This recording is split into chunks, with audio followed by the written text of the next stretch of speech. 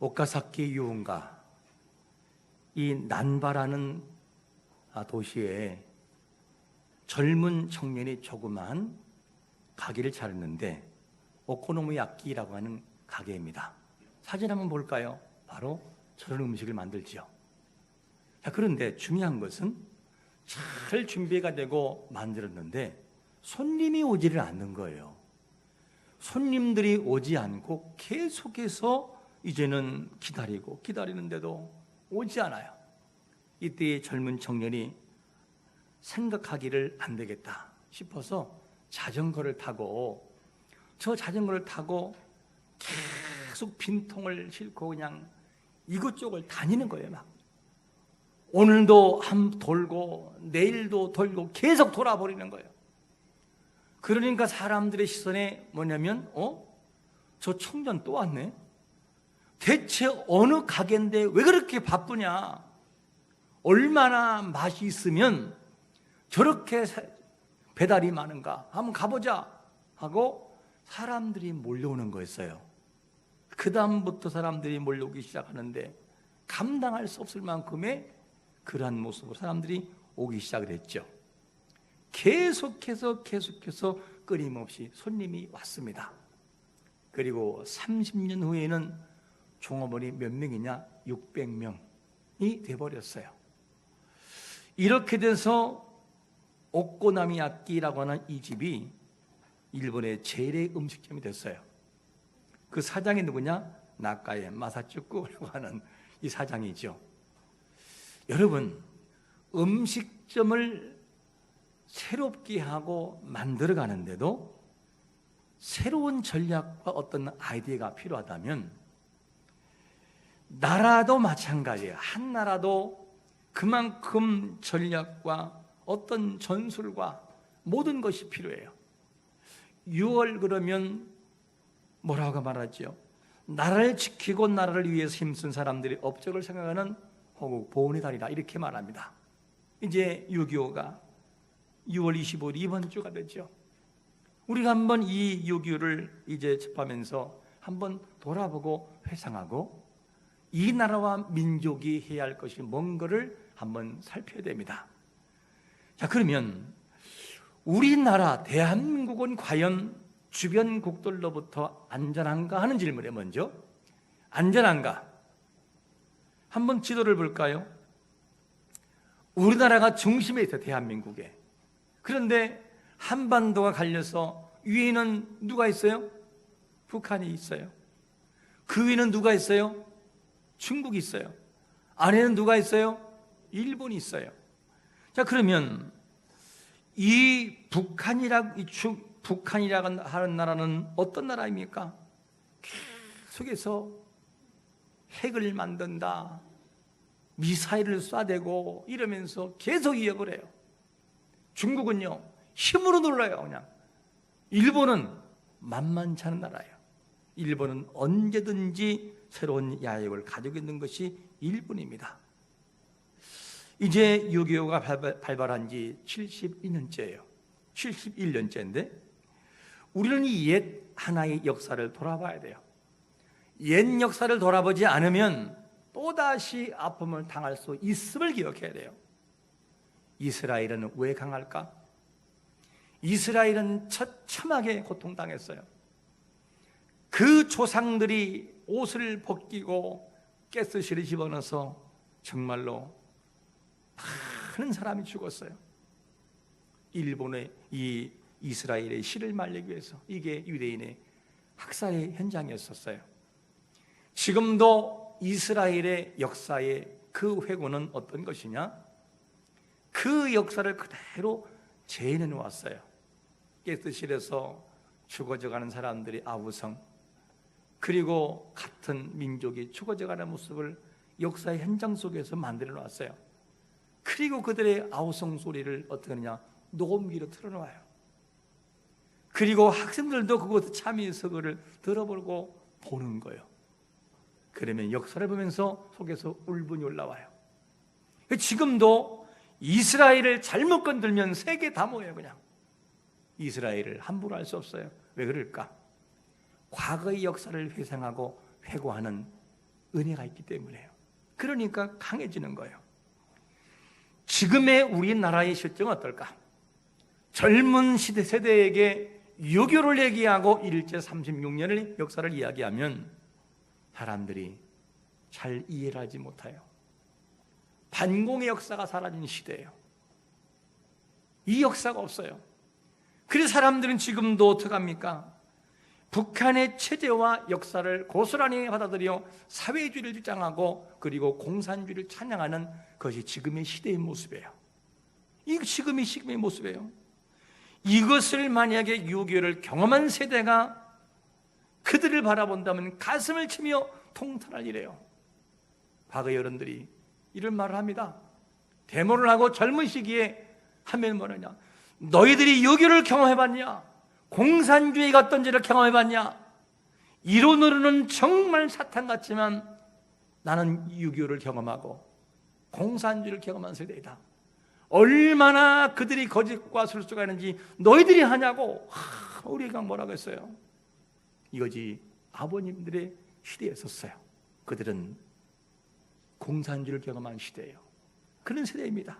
그래서 힘이 없으면 당하고 나라가 힘이 없으면 국민을 보호할 수 없어요. 그래서 우리는 반드시 힘을 길러야만 됩니다. 오늘 본문에도 이스라엘 민족이 나와요. 이스라엘 민족이 나오는데 힘이 없는 이스라엘은 주변 국가였던 블레셋에게 당하기만 해요. 그냥 뭐라고 하면은 눈치 볼 수밖에 없었어요. 왜? 힘이 없으니까. 이스라엘은 약소국가요, 블레셋은 강대국이었어요. 이를 어디서 볼 수 있죠? 7절 한번 볼까요? 본문 7절을 보면 이렇게 말합니다. 본문 7절을 보면 이스라엘 자손이 미스바에 모였다 함을 어떻게 해요? 들었어요. 블레 사람들이 듣고 그들의 방백들이 이스라엘 치러 올라온지라. 이스라엘 자손들이 뭐합니까? 예, 방송실 띄워주시고요. 예, 그럴 수 있습니다. 듣고 블레 사람들을 두려워했어요. 너무너무 두려워했어요. 이렇게 두려워하는 이 모습은 어떤 모습이냐면 약소국가에 있던 이스라엘의 모습이었어요. 약하니까 어쩔 수 없어요. 블레셋은 곧바로 반응합니다. 너희들이 모였어? 이러면서 곧바로 그냥 공격하기 위해서 준비를 해요. 이게 당시의 이스라엘의 모습이었어요. 당시 이스라엘은 영적인 침체 기간이었어요. 여호와의 임재를 상징하는 궤가 20년 동안 방치되어 있었어요. 그러니 무슨 여호와의 임재하심과 여호와의 그 은혜를 경험할 수 있겠습니까? 이것이 당시의 이스라엘의 모습이었어요. 이런 상황에 있을 때 등장한 인물이 누구냐? 사무엘 선지자예요. 사무엘이 이것을 알았고 그 다음에 이스라엘이 회복하고 힘을 얻기 위함은 뭐냐? 얻는 것은 다른 것이 없다. 반드시 너희들이 영적인 회복을 위해서 해야 할 것이 있는데 그게 뭐냐? 바로 통회하며 눈물로 하나님께 나오는 것이다. 그러면서 뭐라고 주문하냐면 첫 번째로 이렇게 말합니다. 마음을 여호와께로 향하라. 이렇게 말합니다. 마음을 여호와께 향하라는 거예요. 3절에 보니까 이런 말씀을 하고 있잖아요. 사무엘이 이스라엘 온 족속에 말하 이르되 만일 너희가 전심으로 여호와께 돌아오려거든 이방 신들과 아스타롯을 너희 중에서 제거하고 너희 마음을 여호와께로 향하여 그만을 섬기라. 그리하면 너희를 블레셋 사람들 손에서 뭐 한다고요? 건져내겠다는 거예요. 안 돌아오면 안 된다는 것이죠. 32세가 된 사무엘이 영적 대각성 운동을 펼치면서 하는 말이 돌아와라. 어떤 말을 하느냐? 너희가 이방신을 섬기는 것을 다 버리고 돌아와라. 아스타롯부터 시작해서 우상을 섬겨라. 아니, 이상한 것이 뭐냐면 이스라엘이 누구예요? 하나님의 택한 백성이잖아요. 선민. 그러면 그들에게 우상을 버리고 돌아오라, 이 말이 이상해요. 어떤 말과 같으냐면 우리에게 이렇게 말하는 것 같아요. 앞에 있는 제가 광고 시간에, 여러분 예배를 잘 드리고 난 다음에, 그 다음에 이 예배 끝난 다음에 절에 가서 불공 드리지 마세요. 굿하지 마세요. 무당 모시지 마세요. 이렇게 말하는 것 똑같은 거예요. 아니 어떻게 이스라엘 백성들은 하나님 백성들인데 아사르를 버려라, 우상을 버려라 그러면서 어떻게 우상을 버리고 돌아오란 말을 할까?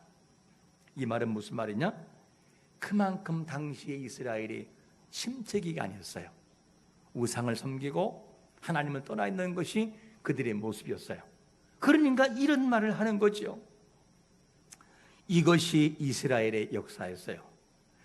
이 신기한 것은 뭐냐면 이스라엘의 영적인 상태가 나태해지면 어떤 문제가 생기냐? 이방 족속들이 쳐들어와서 이스라엘을 괴롭혔어요. 그래서 깨웠어요. 하나님께서. 신기한 일이 벌어져요. 오늘날 우리나라의 이 모습을 한번 보셔야 돼요. 이 나라와 민족은 어떤 생산이라든가 이 과정을 통해서 부강한 나라가 될 만한 확률이 없는 나라예요. 그런데 신기한 것은 세계에서 가장 살기 좋은 나라가 대한민국이라는 말이 있잖아요. 사람들이 여행을 하려고 줄을 서 있잖아요. 저런 나라가 뭐가 있다고 저렇게 성장을 할까?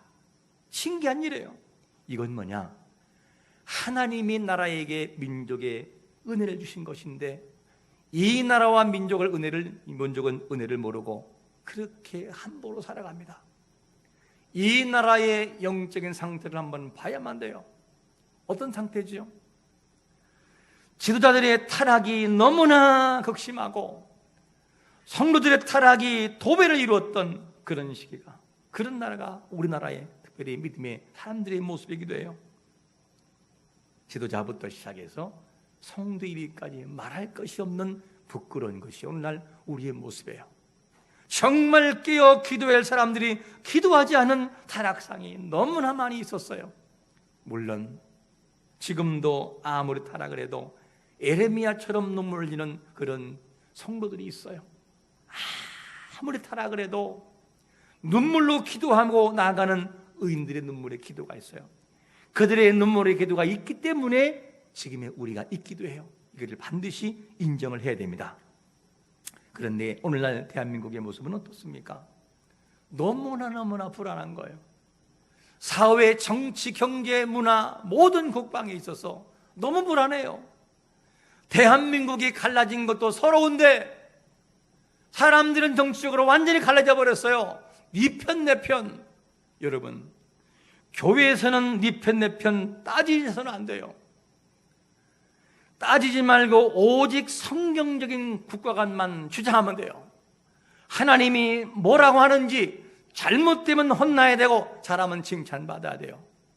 교회에서는 어당나당 따질 거 없어요. 그런 정치기 하지 마세요. 하나님 뭐라 하겠습니까? 어느 나라 사람이 하든 좋은 사람이든 나쁜, 내가 마음에 들지 않은 사람이든지 위정자를 놓고 기도하라고 말해요. 기도하셔야 돼요. 그들이 정치를 잘하도록 모든 정치인들이 마음이 하나가 돼서 하도록 기도를 하셔야만 돼요.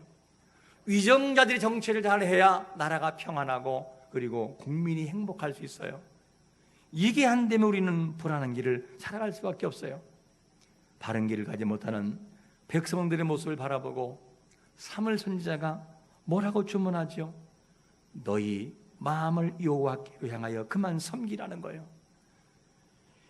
원문을 참고할 때는 무슨 말이냐? 조금도 다른 마음을 품지 말고 오직 모든 마음을 다하여 여호와를 섬겨라. 그러면 블레셋에서 이길 것이다 얘기예요. 이 얘기를 하는 거예요. 여러분, 하나님을 떠날 때 아담은 영원한 죽음에 이르렀어요. 하나님을 떠나는 민족은 너무너무나 위태한 거예요. 하나님을 떠나는 민족은 반드시 그 대가를 지불해야 돼요. 이 나라와 민족, 특별히 믿음의 사람들은 나라와 민족을 위해서 기도하는 자가 되시기를 축원합니다. 반드시 기도가 있어야 돼요. 사무엘은 이스라엘이 살 길이 뭐라고 주장하죠? 오직 하나라는 거예요. 하나. 그게 뭐냐? 우리 한번 5절과 6절을 같이 읽겠습니다. 시작. 사무엘이 이르되 온 이스라엘은 미스바로 모여 내가 너희를 위하여 여호와께 기도하리라 하며 그들이 미스바에 모여 물을 길어 여호와 앞에 붓고 그날 종일 금식하고 거기에서 이르되 우리가 여호와께 범죄하나이다 하니라. 사무엘이 미스바에서 이스라엘 자손들을 다스리니라. 오직 이스라엘 살 길이 뭐냐면 너희들은 기도하라는 거예요. 기도인데 무슨 기도? 금식하며 회개하고 통회하는 기도가 이 민족에 있을 때 블레셋을 이긴다. 이 얘기가 사무의 입술을 통해 나오고 있어요. 여러분, 이 나라와 민족의 살 길은 오직 하나님 앞에 부르짖는 길임을 믿으시기를 축원합니다. 돌아와야 돼요. 그러면 어떤 일이 있다는 거죠? 예레미야 29장 12절과 13절에 보면 부르짖어 내게 기도하면 내가 너에게 들을 것이다. 13절에 보니까 너희가 험한 나를 찾으면 나를 찾으면 내가 만나주겠다는 거예요. 이 나라 민족의 위태로운 상황을 이길 길은 뭐냐면 오직 눈물로 하나님께 나가는 거예요. 이게 중요합니다. 블레셋은 이스라엘이 미스바에 모였다는 소식을 듣고 병력을 동원해요. 병력을 동원해서 그들을 어떻게든지 못 모이게 만들려고 노력을 해요. 그동안은 이스라엘을 건들 이유가 없었어요. 왜냐? 그 나라에 블레셋의 우상이 들어가 있고 민족에 대해서 성이 깨어나지 않고 그냥 잠자고 있었으니까 건들 이유가 없었어요. 근데 문제가 뭐냐? 사무엘이 와가지고 이 개혁운동한단 말이에요. 사무엘 선지자가 와가지고 민족을 깨우고 막 회개운동하니까 안 되겠다 싶은 거예요. 아무리 힘이 없는 이스라엘 할지라도 블레셋의 입장에서는 좋을 것이 하나가 없었어요. 왜? 깨어나면 그때는 위태로우니까. 사단이 가장 무서워하는 게 뭐냐면 믿음으로 깨어 하나님을 찾는 것을 가장 무서워해요.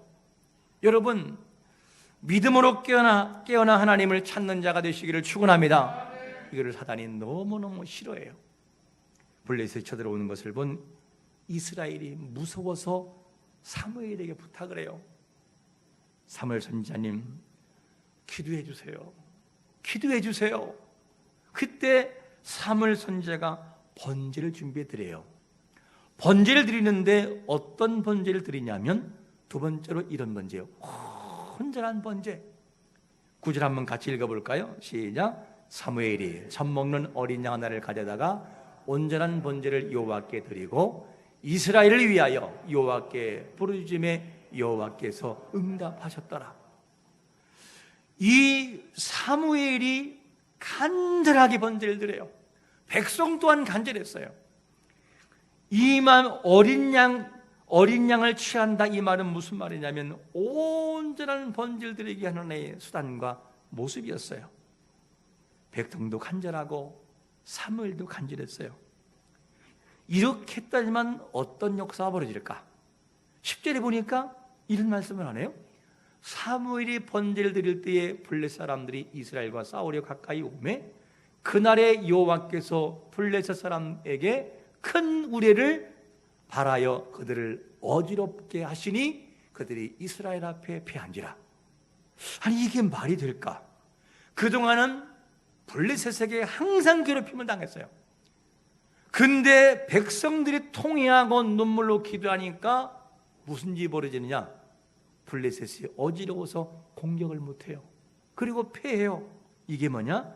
이스라엘이 승리했던 모습이었습니다. 힘의 원리를 보면 절대 이스라엘이 블레셋을 못 이겨요. 근데 이스라엘이 깨어서 기도하고 통회하며 하나님을 믿었더니만 무슨 일이 벌어졌냐? 블레셋이 패하고 말아요. 블레셋이 승리를 하지 못하고 그들이 패해버려요. 우리나라는 어땠을까? 유교를 한번 회상해 볼까요? 김일성이 유교를 이제를 감행했어요. 전쟁을 감행하고 그 다음에 준비되지 않은 대한민국은 어땠었죠? 당시의 모습에서 대한민국은 군인들이 뭐하러 갔었어요? 모심으로 갔어요. 모심으로. 총칼 다 넣고 모심으로 갔어요. 그럼 뭐 전쟁이 되겠어요? 단 3일 만에 이 서울을 내줘 버려요. 그냥 밀고 내려오면 어쩔 수 없이 질 수밖에 없었어요. 왜냐? 중국과 소련의 탱크를 지원받아서 내려오니까 안 되는 거예요. 어떻게 총으로, M1 총으로 그래 탱크를 잡을 수 있겠어요? 그래서 어떤 말이 나왔냐면, 육군 사관학교에 하사관 교육을 하면 인사가 먼저 인사가 6탄 할 수 있습니다. 이게 인사였어요. 제가 교육받을 때, 일반 병에서 하사관 교육받을 때 인사가 6탄 할 수 있습니다. 이게 인사예요. 6탄. 6탄이 뭐죠? 포탄을 품에 품고 탱크로 뛰어드는 거예요. 그리고 같이 죽는 거예요. 그럼 탱크는 이제 멈추는 거죠.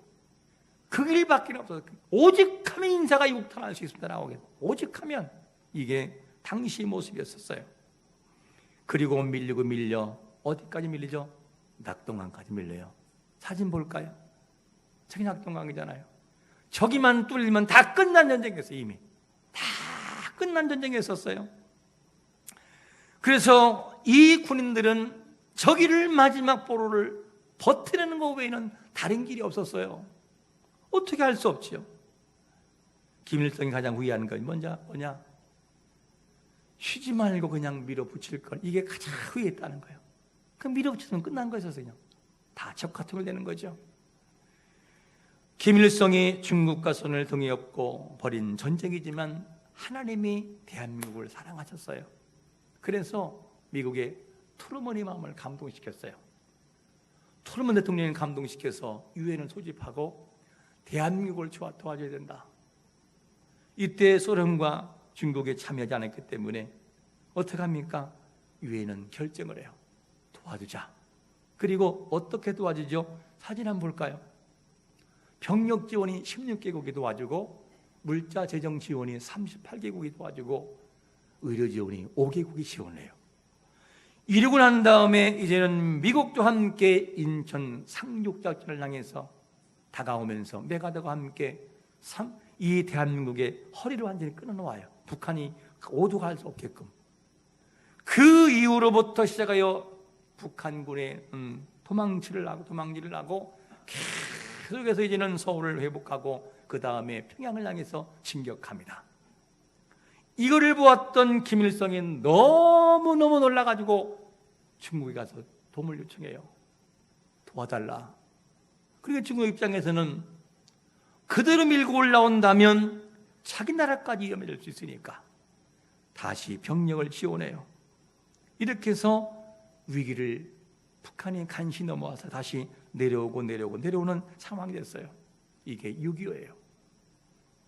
6.25 모든 고통을 통해서 가장 고통스러운 것이, 다음 사진 볼까요? 다음 사진 보시면 보세요. 대한민국의 이 인명피해, 북한의 인명피해를 보세요. 얼마나 많은 사람이 죽었어요. 군인과 피해는 국민입니다. 이스라엘의 위기 상황에서도 승리한 것은 하나님의 은혜였었어요. 회개하고 돌아올 때 하나님께서 이스라엘을 회복해 주었어요. 블레셋과의 전장에서 이스라엘이 이길 수가 없는 전쟁인데, 그런데 블레셋과의 전쟁에서 승리를 거둬요. 본문 12절에 보니까 뭐라고 말씀하냐면, 사무엘을 취하여 미스바와 센사에 세워 이르되 여호와께서 어디까지?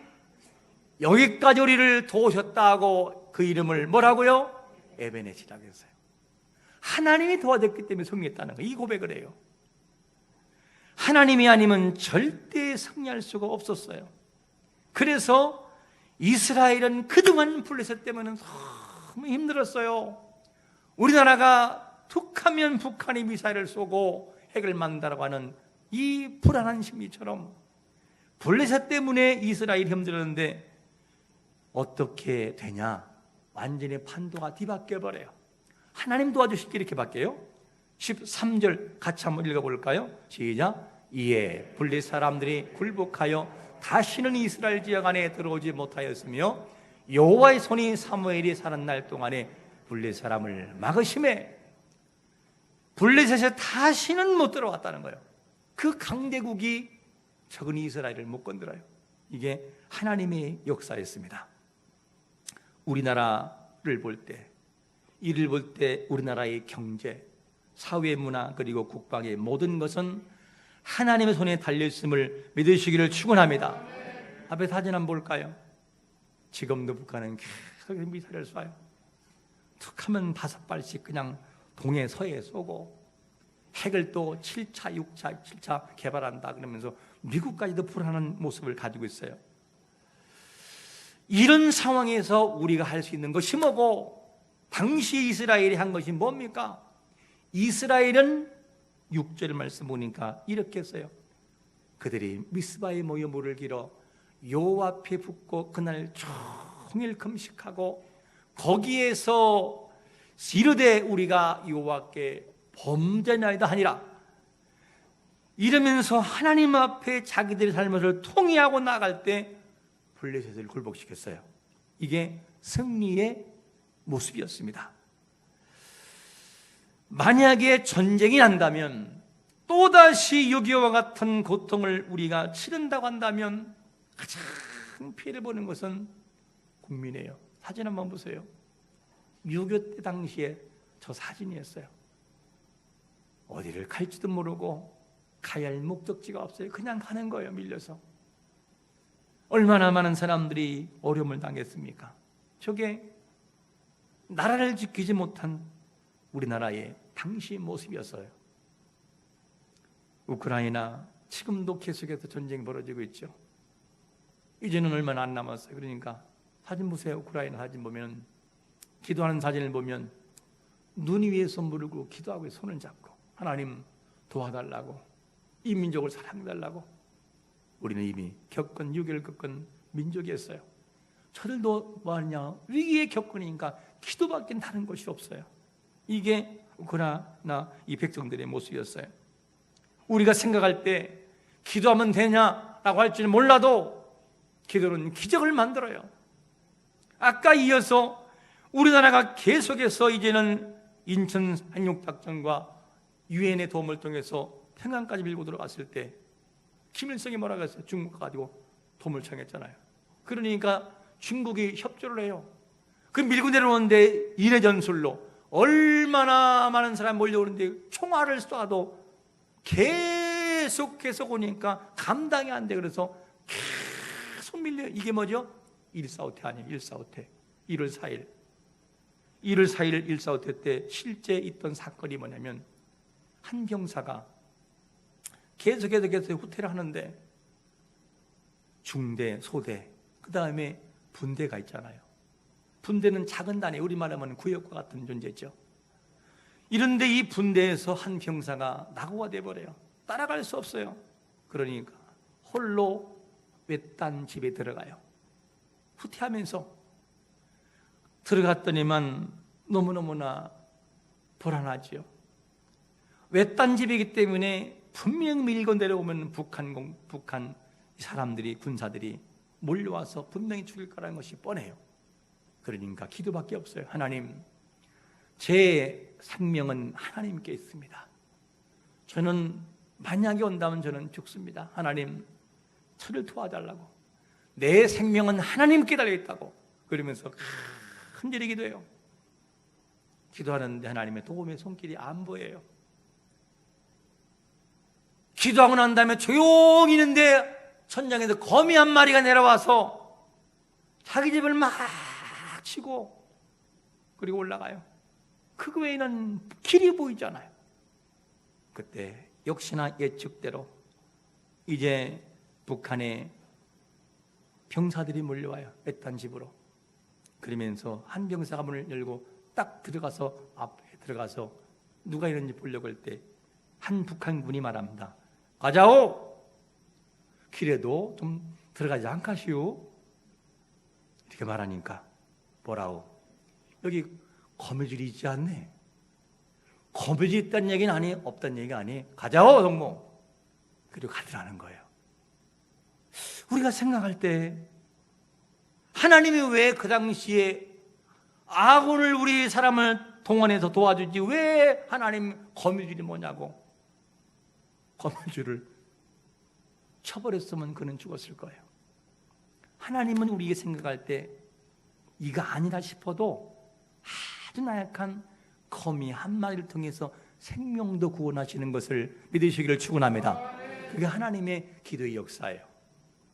우리가 생각할 때 기도는 뭐 되겠나 싶어도 우리가 정말 신무기가 뭐냐? 신무기는 기도의 신무기예요.